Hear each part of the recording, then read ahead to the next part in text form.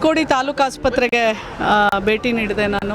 Especially ನಾವು ಇಲ್ಲಿ ಹೆಣ್ಮಕ್ಳು ಅಡ್ಮಿಟ್ ಆಗುವಂಥ ಒಂದು ವಾರ್ಡು ಮತ್ತು ಅವ್ರು ಯೂಸ್ ಮಾಡೋ ಶೌಚಾಲಯ, ಕುಡಿಯೋ ನೀರು, ವಾರ್ಡಿನ ಶುಚೀಕರಣ, ಅವ್ರ ಹಾಸಿಗೆ, ಅವರ ಪಿಲ್ಲೋ ಕವರ್ಸು, ಮತ್ತು ಅವ್ರಿಗೆ ನಡೆಸುವಂಥ OT, ಅವ್ರು ಕುಡಿಯೋ ನೀರು, ಪ್ರತಿಯೊಂದನ್ನು ನಾನು ಮತ್ತು ರಿಪೋರ್ಟ್ಸ್ ಇವರು ಸ್ವ್ಯಾಬ್ ಟೆಸ್ಟ್ ಕಳಿಸ್ಬೇಕು, OT ಎಲ್ಲಿ ಮಾಡ್ತಾರೆ ಆ ಸ್ವ್ಯಾಬ್ ಟೆಸ್ಟು. ಯಾಕಂದರೆ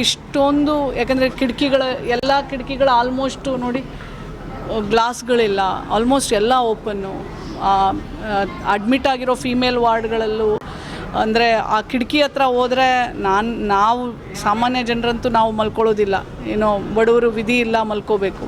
ಆದರೆ ಸರ್ಕಾರ ಎಲ್ಲವನ್ನೂ ಪೂರೈಸುತ್ತೆ. ಆದರೆ ಅವರು ಎಲ್ಲದಕ್ಕೂ ನನಗೆ ಒಂದೇ ಉತ್ತರ ಕೊಡ್ತಾ ಇರೋದು, ಮೇಂಟೆನೆನ್ಸ್ ಮಾಡ್ತಾ ಇದ್ದಾರೆ, ಅದೇನು ರಿನೋವೇಷನ್ ಆಗ್ತಾಯಿದೆ, ಅದಕ್ಕೋಸ್ಕರ ಧೂಳಿದೆ, ರಿನೋವೇಷನ್ ಆಗ್ತಾಯಿದೆ. ಆ್ಯಕ್ಚುಲಿ ಒಂದು ಕಡೆ ವಾರ್ಡ್ ಫುಲ್ ಕ್ಲೋಸ್ ಮಾಡಿಬಿಟ್ಟಿದ್ದಾರೆ, ಅಲ್ಲಿ ಬಾತ್ರೂಮ್ ಅಂತೂ ಪೆಥೆಟಿಕ್, ನನಗೆ ಗೊತ್ತಿಲ್ಲ. ಇವ್ರು ಹೇಳ್ತಾ ಇದ್ದಾರೆ 2-3 ದಿನ ಮುಂಚೆ ಅವ್ರನ್ನ ಶಿಫ್ಟ್ ಮಾಡಿದ್ವಿ ಅಂತ. ಸೊ ಶಿಫ್ಟ್ ಮಾಡಿದ್ದೀರಾ, ಈಗ ನೆನ್ನೆನೋ ಮೊನ್ನೆನೋ ಶಿಫ್ಟ್ ಮಾಡಿ ಕ್ಲೋಸ್ ಮಾಡಿದ್ದೀರಾ. ಬಟ್ ಇಷ್ಟು ದಿನ ಹೇಗೆ ನಡೆಸಿದ್ದಾರೆ ಅಲ್ಲಿ ಅಂತ ನನಗೆ ತುಂಬ ಆಶ್ಚರ್ಯ.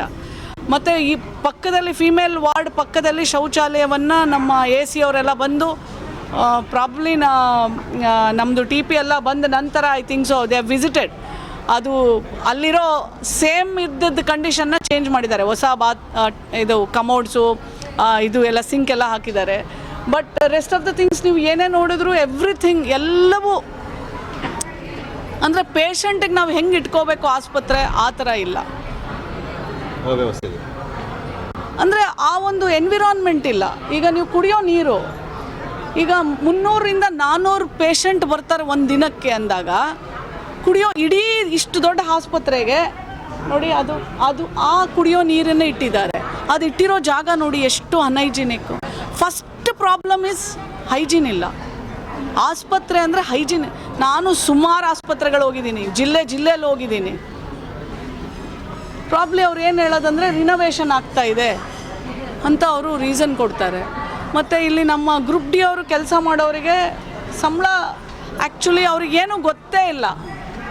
ಮಿನಿಮಮ್ 14,000 ಏನು ಲೇಬರ್ ಆ್ಯಕ್ಟ್ ಇದೆ ಅಷ್ಟು ಕೊಡಲೇಬೇಕು. ಸರ್ಕಾರನೂ ಅವರಿಗೆ ಎಷ್ಟು ಪರ್ಸೆಂಟೇಜ್ ಇಟ್ಕೊಂಡು 17,000 ಕೊಡ್ಬೋದು ನನಗೆ ಅವರಿಗೆ. ಅಲ್ಲ 22,000 ನಾನು ನೋಡಿದ್ದೀನಿ. ಅದನ್ನು ನನಗೆ AC ಅವರೇ ಅದನ್ನು ಚೆಕ್ ಮಾಡಬೇಕು. ಈಗ ಹೊಸ ಟೆಂಡರ್ ಆಗಿದೆ, ಅಟ್ ಎನಿ ಕಾಸ್ಟ್ ಸರ್ಕಾರದಿಂದ ಏನು ಅಗ್ರಿಮೆಂಟ್ ಆಗಿದೆ ಅದೇ ದುಡ್ಡು ಗ್ರೂಪ್ Dಗೆ ಹೋಗಬೇಕು. ಅದರಲ್ಲಿ ವ್ಯತ್ಯಾಸ ಹಾಕ್ಕೂಡ್ದು.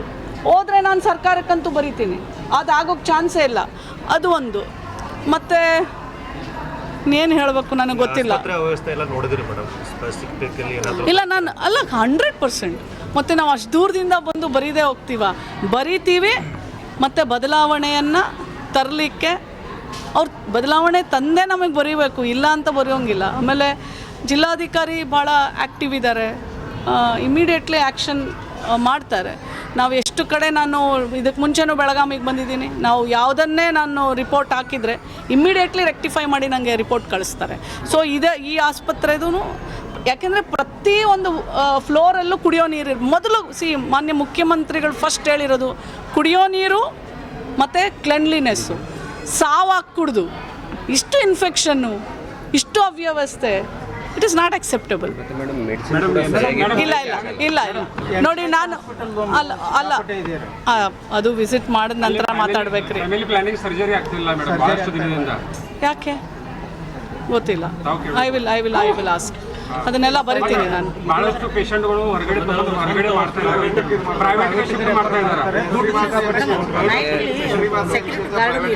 ಮೇಡಮ್ ಇಲ್ಲಿರೋ ಡಾಕ್ಟರ್ಸ್ ಅವರು ಓನ್ ಆಗಿ ಎಲ್ಲ ಹಾಸ್ಪಿಟಲ್, ಸೊ ಅಲ್ಲೇ ಸಜೆಸ್ಟ್ ಮಾಡೋದು, ಹೆಚ್ಚು ಅಲ್ಲೇ ಸಜೆಸ್ಟ್ ಮಾಡೋದು. ಇನ್ನೂ ಒಂದು ಏನಂದರೆ ಬರೀ ಅಡ್ಮಿಟ್ ಆಗೋ ಸಂಖ್ಯೆನೂ ಭಾಳ ಕಡಿಮೆ. ಇಷ್ಟು ತಾಲೂಕು ಆಸ್ಪತ್ರೆ ಕೋಟ್ಯಾಂತರ ರೂಪಾಯಿ ಸರ್ಕಾರ ಖರ್ಚು ಮಾಡುತ್ತೆ.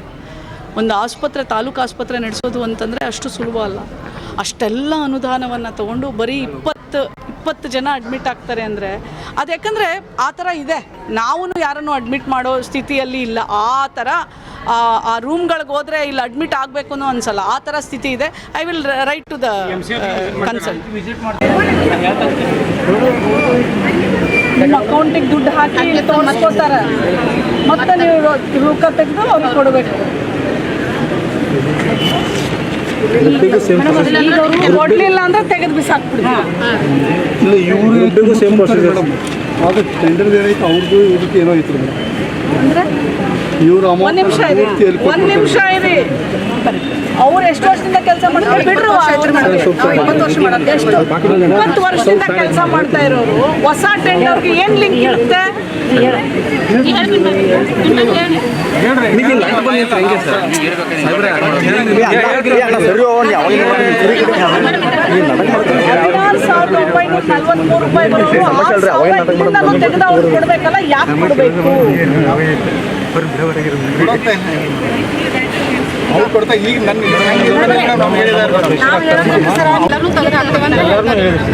ನಮ್ಗೆ ಯಾರು ಸಪೋರ್ಟ್ ಇಲ್ಲ ಬಟ್ ಇವ್ರು ತಿಂದು ಕೊಡಬಾರ್ದು.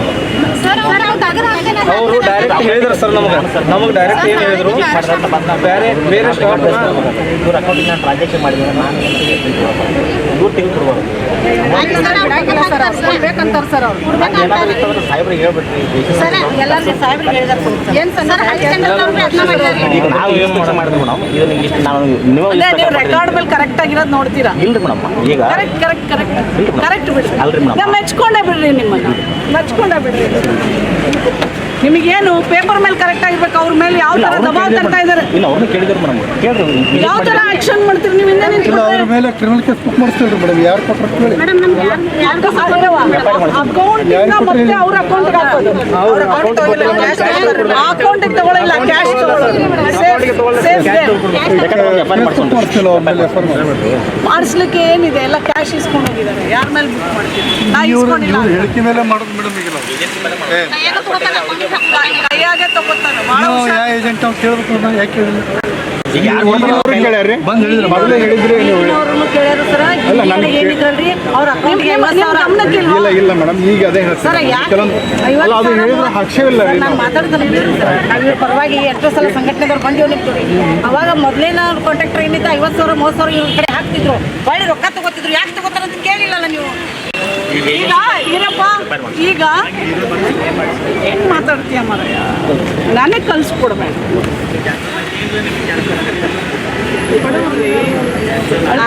ಕೆಲಸದಿಂದ ಕೆಲಸ ಮಾಡೇವ್ರಿ ಮೇಡಮ್. ನಾವು 600 ರೂಪಾಯಿದಿಂದ ಮಾಡ್ತೀವ್ರಿ. ಹಾಸ್ಪಿಟಲ್ ಚಾಲು ಆದಾಗಿಂದ ಮಾಡ್ತೇವ್ರಿ ಮೇಡಮ್. ವಿಸಿಟ್ ಅಲ್ರಿ ನಿಮ್ಮ ಜೋಡಿ ಮಾತಾಡಿಲ್ಲೇನ್ರಿ? ನನ್ನ ಹತ್ರ ಹೇಳಿದ್ರೆ ಈ ಥರ ಅವ್ರು ರೊಕ್ಕ ಇಸ್ಕೋತಾರಂತ ನಿಮಗೆ ಹೇಳಿಲ್ಲೇನ್ರಿ? ಲೇಬರ್ ಆಫೀಸ್ಗೆ ಹೋಗಿ ಬಂದೇವ್ರಿ ಮೇಡಮ್. ನೀವು ಮಾತಾಡಿಲ್ಲ ಬಂದೇವ್ರಿ ಮೇಡಮ್. ಆಲ್ರೆಡಿ ನಾವು ಏನು ನಾವು ಲೇಬರ್ ಆಫೀಸ್ಗೆ ಹೋಗಿ ಕಂಪ್ಲೇಂಟ್ ಮಾಡೇವು. ಎಲ್ಲ ಕಡೆ ಮಾಡೇವು. 5 ವರ್ಷ ಈ ಕಡೆಯಿಂದ ನಡೆದಿತ್ತು ಅಂದ್ರೆ ಎಲ್ಲ ಇಲ್ಲದೇ ನಡೀತಾ ಇದೆ. PF ಸರಿಯಾಗಿ ಹಚ್ಚಂಗಿಲ್ಲ ರೀ. ಯಾಕ್ರಿ PF ಇಲ್ರಿ ಸರ್? ಬಡವ್ರ ಹೊಟ್ಟೆ ಮೇಲೆ ಯಾಕ್ರಿ ಹೊಡಿತೀರಾ? ಸರ್ಕಾರ ಕೊಡುತ್ತೆ ಅಂದಮೇಲೆ ಕೊಡ್ರಿ.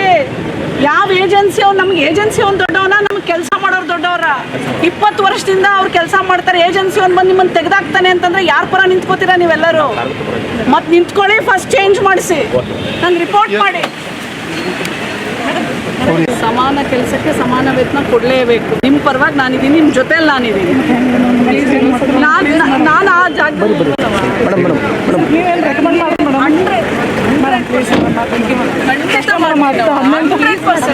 ಡೌಟೇ ಇಲ್ಲವಾ? ಮೇಡಮ್ ಬಂದಿತ್ತು, ನಂದು ಜಾಬ್ ಬಂದಿತ್ತು, ಮುಗಿದೆ ಮೇಡಮ್. ನಂದು